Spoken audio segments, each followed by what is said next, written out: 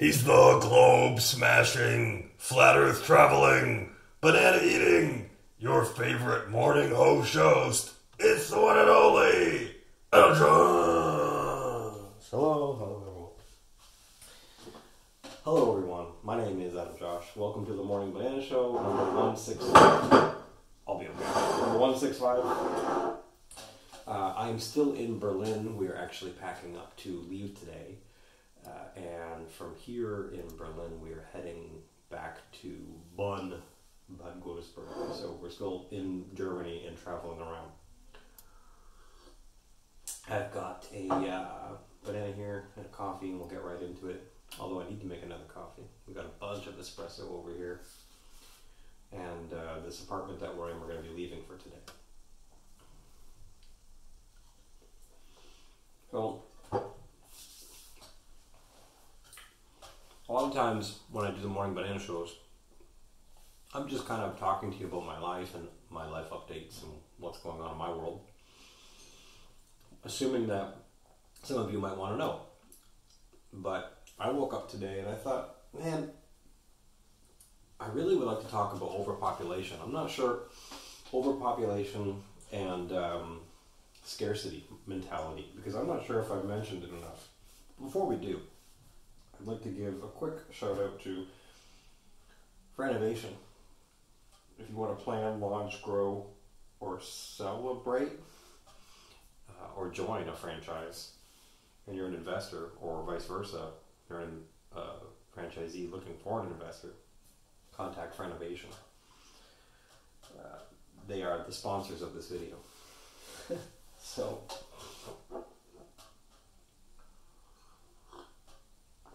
I've traveled a lot, right? And I'm Canadian, so being Canadian, I've traveled from east to west in Canada.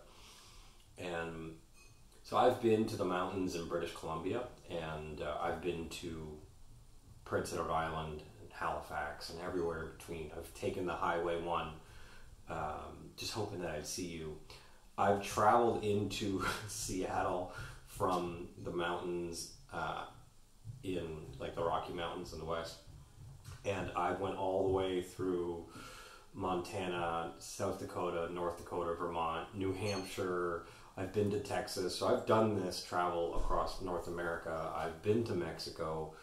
I have not been anywhere in South America. My stars of places I've been on Earth are actually public information that I share on my Twitter or X profile. Anybody can see. I might link it in this video somewhere, or if you follow me on X or Twitter, you'll see. I'll link it in the thread of videos that or thread of posts that I'm sharing right now. So it's public information. I've been to England, I've been to, what they call Great Britain. I've been to now Germany, through different parts of Germany. I've been to Spain. I've been through Portugal, all the way from the Algarve, almost all the way to Porto, and traveling not just along the coast, but so I've been through many parts of Europe now. And one thing I can confidently say, if you trust me or not trust me, I don't care, this is still the truth, that there's so much land. There's so much land. And another thing, because I've taken cruises, we've taken a cruise with Carnival Cruise and went down to St. Thomas, U.S. Virgin Islands. We've been to Nassau, Antigua. One thing I can confidently say about that is so much water. We were on a ship going in one direction. I would fall asleep, wake up, there's water. Fall asleep, wake up, water. For like 8 days in a row, just water, water. Everywhere I could look, no land in sight, just water. When you're a Canadian traveling from west to east in Canada, you realize, well, all the population centers are along the border. Most, like the 30 million people of Canada are concentrated along the border between America and Canada, or in city centers. And the city centers in Canada are like 2 million max. Most like the biggest city is Toronto, right? Where we would next, and then Vancouver maybe. But I'm not talking a crazy amount of people. So when I pulled into Lisbon, for example, in Portugal, I was like, this reminds me a lot of Toronto. And then I looked at the demographics and the population, and the population was surprisingly similar. And I would rather be in Lisbon than in Toronto, because Toronto, you're dealing with 6 months of winter, or half a year in winter, or half your life in darkness and cold if you happen to be Canadian. Whereas in Lisbon, you get 300 days of sun. And I know most of my fellow Canadians are vitamin D deficient, talking about SADS and seasonal affective disorder and MAID laws for mentally ill. I mean, you're going to live in a country where 6 months of the year is in darkness, and then they're going to have MAID laws that, like, if you have mentally ill family members, or you have a family history of mental illness, you too may be mentally ill, and you too maybe you should just go apply to end your life.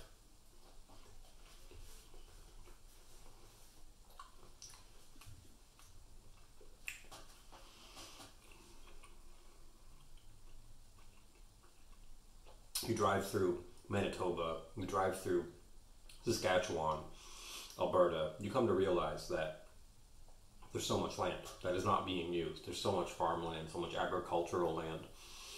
In New Brunswick, in Quebec, just fields and fields and fields. They go on forever. Ontario itself, like to drive where I live in southern Ontario, it's my area, to drive from Niagara, southern Ontario, in southern Ontario towards Manitoba, it takes you 2 days. So one full day, you know, you're maybe at Thunder Bay or around there, or Wawa, and then the next day you push through and get out of northern Ontario. And that's just going in one direction. If you went further northern Ontario or towards like Northwest Territories, none of it, just so much land, and it's most of it's unused and uninhabited. Then you have our crown land, or British royal families, quote unquote, crown land. And I'm just talking Canada and the things that I've seen with my own eyes. It's so much land and so much water. As far as Portugal goes, recently, you know, I've been to Portugal.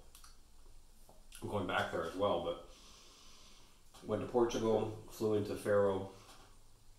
I've been driving through all of Portugal. I didn't like show up or take flights everywhere. My eyes are open, I'm looking around, you know, through Portugal. Fields and fields and fields and fields and fields, and it's sparsely populated towns. And then more fields and fields and fields. Then you get to places like Lisbon, Porto, and various towns around the Algarve.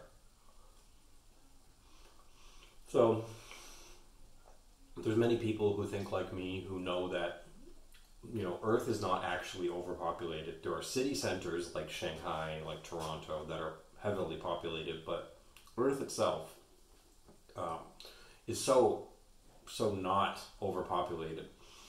People who argue that there's too many people will say, well, to sustain the lives of these 8 billion people, we have to have so much agricultural land and farmland.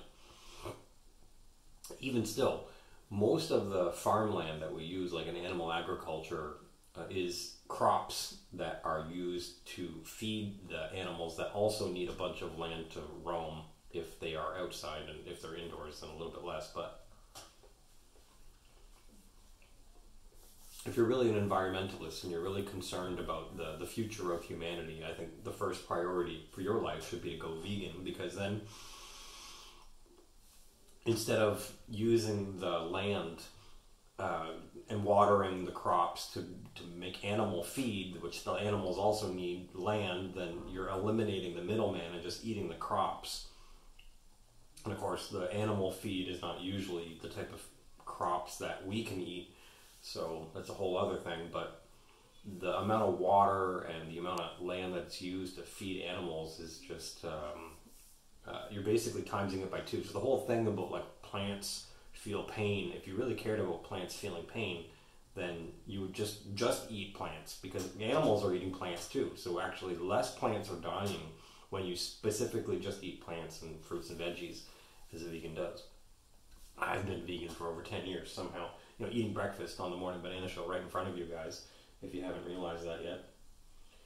But anyway, there's so much land. Earth is not overpopulated. Maybe city centers are, and city centers could be expanded out to live on, to be on water. People could live on water. You know, people do it all the time in houseboats. The fact that cities are overpopulated speaks more to poor city planning and greedy politicians and greedy city councilors who aren't looking into the future and just want your tax dollars to be spent on their wages and to live their lives. That's what it speaks to. Because if you had a brain that could work, you would plan the city. Okay, we're expanding into our borders. You know, our facilities are being overrun, our amenities are being overrun. Okay, well, we should either build up, annex to our different directions around us and our perimeter, or find some water and build out that way, or dig tunnels and build underground, or build more condos, which is what most cities do. They build condos. Eventually, even if you do that, there is a point where I guess the city has to start expanding out. But I'm talking about major city centers, but the bulk of the world, from what I've seen, is not city centers. The bulk of the world that I've seen is just mostly empty farmland. And so Earth, as I have seen it with my own eyes, is vastly underpopulated. And as far as the water goes, there's so much water you could never drink it in your life. So Earth is not running out of water. I'll tell you that. I tell my kids that while we joke around about this whole, it's running out of water, we're running out of water. Because we've seen with our own eyes, there's so much water. You simply have to, like the Israelis do, desalinate the water or distill the water, and then it becomes drinkable if you're only talking about ocean water. Of course, I wouldn't just, dip a cup into Lake Ontario and drink it. But if you filtered it and distilled it first, yeah. I mean, all the people around Southern Ontario are drinking Lake Ontario water. But instead of filtering it and distilling it, or even just filtering it with a good filter, they add chemicals and filter it. So they add chlorine and a bunch of chemicals to get it to the point where it's clear and under 160 parts per million total dissolved solids. And most Canadians in that area, Ontarians, will think, well, if it's clear and it's not super hard water, then it's got to be healthy for me, right? That's a topic for another video, my friends, but I just wanted to talk about, Earth is not overpopulated. From what I've seen, there's so much land, but you have to convince people to move into the country instead of living in the cities, because cities do get overcrowded and overpopulated for sure. Just like airplanes have maximum capacity that they can hold, restaurants have maximum capacity that they can hold, apartments and houses have maximum capacities that they can hold. Similarly, cities have maximum capacities, but there's so much more land in the area and more land on Earth that is not being used. And a lot of it's for sale, especially in Portugal, so we're going to go buy some on that note. Outside of that, we're heading to Bunn, and then we're going back to Portugal to finalize some land purchases, and I'll keep you guys abreast of the situation as I always do. And follow me on X for more. I have a YouTube Shorts channel or Shorts videos that I'll post occasionally, whatever I'm doing. Hope you guys take care of yourselves. I've had my breakfast. I'm gonna go pick up the car and start driving. So you guys take care of yourselves and have a good day. Take care. Follow me on Twitter.